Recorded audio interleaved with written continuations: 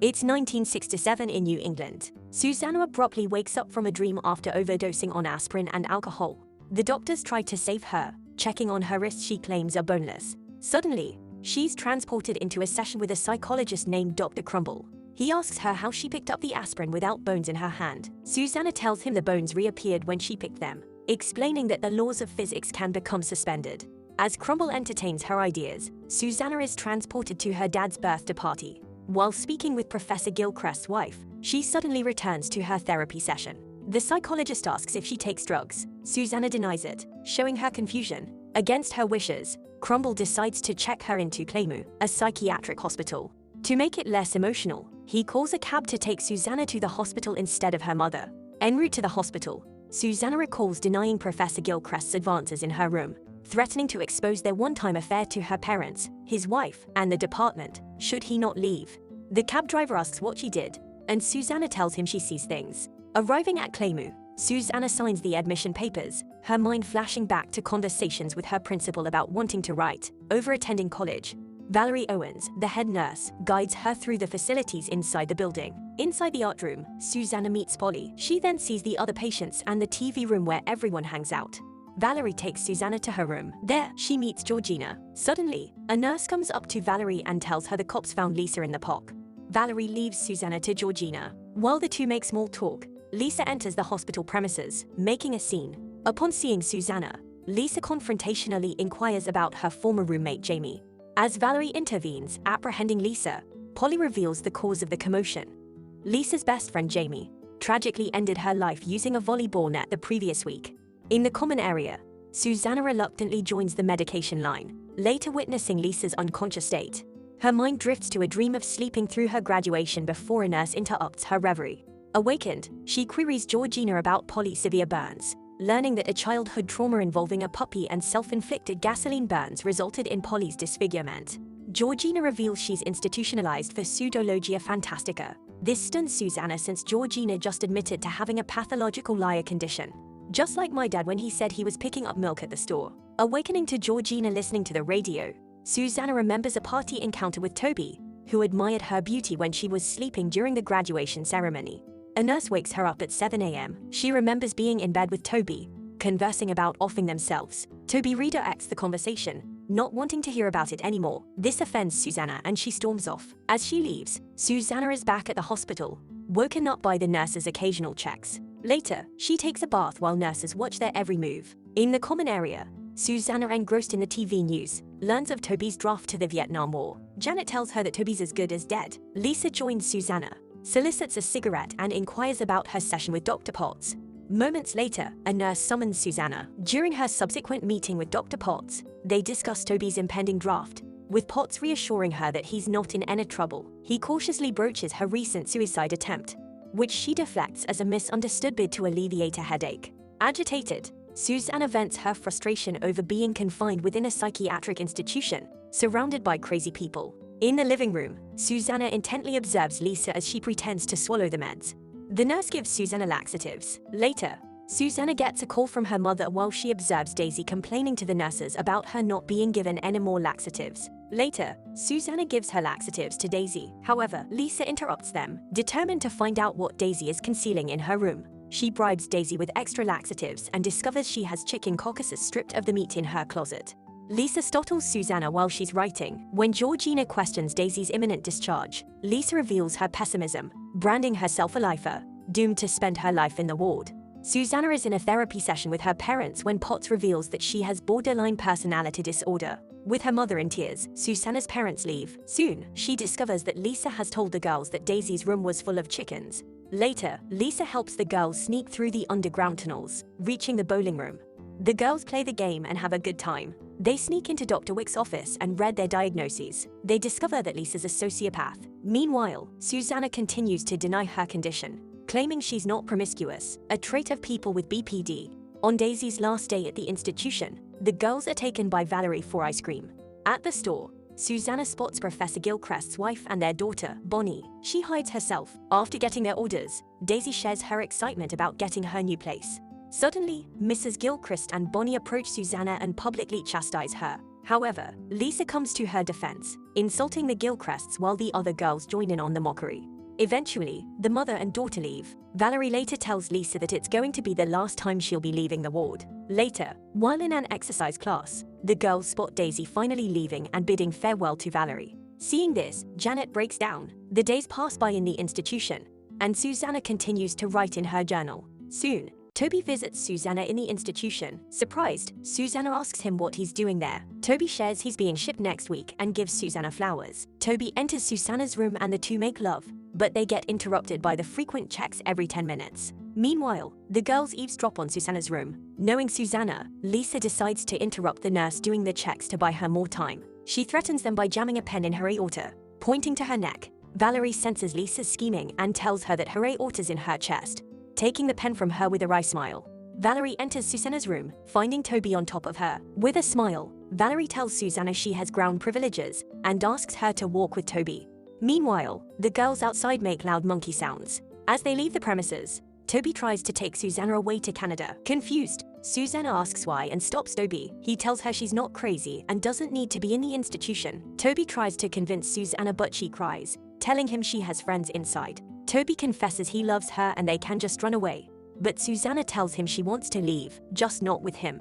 Lisa and Polly see this happen by the window. During the evening, Nurse John tends to Susanna's light bulb. He explains his timing is intended not to disrupt her morning creative writing. In the midst of their exchange, he proposes a date, to which Susanna agrees to. Their warm interaction is abruptly cut short by Polly's breakdown, demanding immediate attention from the nursing staff.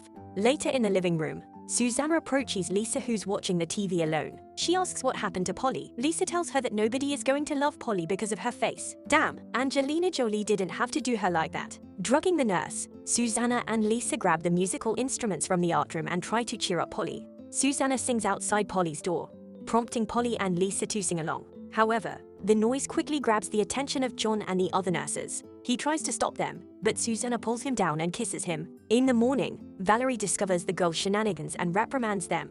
Finally, Susanna meets with Dr. Wick. Susanna explains the situation of why they sang to Polly, prompting Wick to psychoanalyze her. Susanna becomes frustrated as Wick tells her that her progress has plateaued. Susanna shares her feelings of ambivalence, but Wick counters, insisting she's in fact torn, avoiding confronting her dilemmas.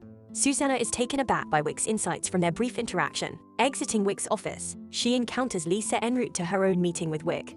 John was moved to the men's ward and Lisa never came back from Wick's office. With a handful of meds she kept in her pocket, Susanna takes them all. Polly approaches Susanna, telling her that Daisy sent a postcard of her new apartment. However, Susanna is still looking for Lisa, completely dismissing Polly's attempt at conversation.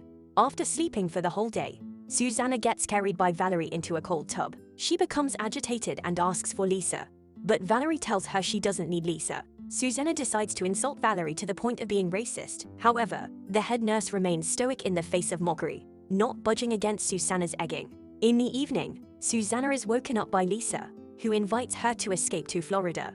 In the hospital hallway, Lisa, fresh from another electroshock therapy, wrongly refers to Susanna as Jamie, her deceased roommate. Susanna is shocked by this, but she still tags along and they're able to escape the premises. Lisa shows the postcard Daisy sent and shares her plan to stay with her for a while until they get plane tickets to Florida. Susanna and Lisa hitch a ride. Susanna smiles at Lisa and kisses her. Eventually, the two end up in a bar with strangers. Susanna denies Tony's advances, telling him she's crazy and has been to the hospital. Lisa takes Susanna after stealing a stranger's wallet. They reach Daisy's place. Daisy decides to open the door after Susanna promises her Valium, not knowing that Lisa was with her. Lisa begins criticizing Daisy's apartment. Soon, the two get into a silent argument after Lisa doesn't give Daisy the Valium she promised.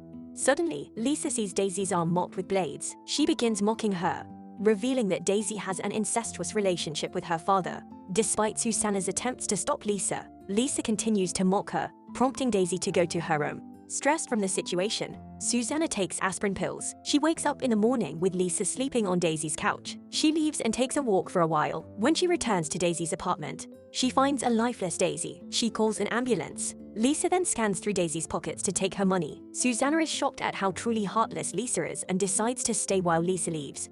Eventually, authorities arrive to remove Daisy's body. Dr. Potts witnesses the aftermath, and Susanna chooses to adopt Daisy's cat. Potts drives Susanna back to the institution. The other girls enter Susanna's room and ask to pet the cat. Valerie enters the room and talks with Susanna. Susanna shares that she feels guilty, as a good person would have done something to stop Lisa from continuously mocking Daisy.